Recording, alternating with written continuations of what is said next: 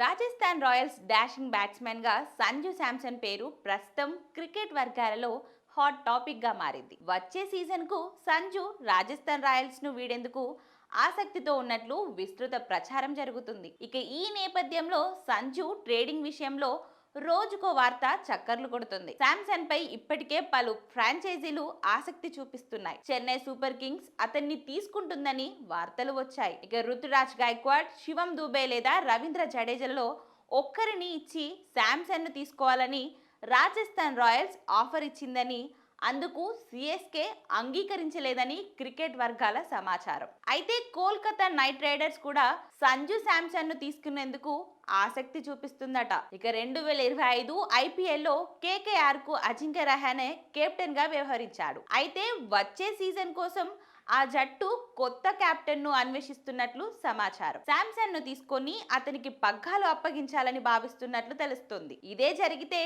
KKR లో wicket keeper లేని లోటు కూడా పూడ్చినట్లు అవుతుంది. అయితే రాజస్థాన్ ముందు కేకేఆర్ ఓ ఆఫర్ పెట్టినట్టు తెలుస్తుంది. తమ జట్టులోని యువ ఆటగాళ్లు రఘువంశీ లేదా రమన్ దీప్ సింగ్లలోని ఒక్కరిని ఇచ్చి మిగిలిన మొత్తాన్ని నగదు కూడా ఇస్తామని ప్రతిపాదిస్తున్నట్లు సమాచారం. గత వేలానికి ముందు రాజస్థాన్ 18 కోట్లకు శాంసన్ ను రిటర్న్ చేసుకుంది. అతడిని తీసుకోవాలనుకునే జట్టు ఆ ధరకు సరిపడ ప్లేయర్లను ఇవ్వాలి, లేదంటే నగదు చెల్లించాలి. మెగా వేలంలో కేకేఆర్ రఘువంశీని 3 కోట్లకు, రమన్ దీప్ సింగ్ ను 4 కోట్లకు తీసుకుంది. శాంసన్ కు బదులు వీరిద్దరిలో ఎవరిని రాజస్థాన్ కి ఇచ్చినా కేకేఆర్ ఇంకా 15 కోట్ల లేదా 14 కోట్లు చెల్లించాల్సి ఉంటుంది. అందుకు కేకేఆర్ సిద్ధంగానే ఉన్నట్లు సమాచారం. ఇక ఈ సీజన్ లో రఘువంశీ ఆకట్టుకున్నాడు. 11 ఇన్నింగ్స్ 300 రన్స్ చేశాడు. కేకేఆర్ ఫ్యూచర్ స్టార్ గా అతను ఎదిగే అవకాశాలున్నాయి. కాబట్టి కోల్కతా అతన్ని వదులుకోపోవచ్చు. ఒకవేళ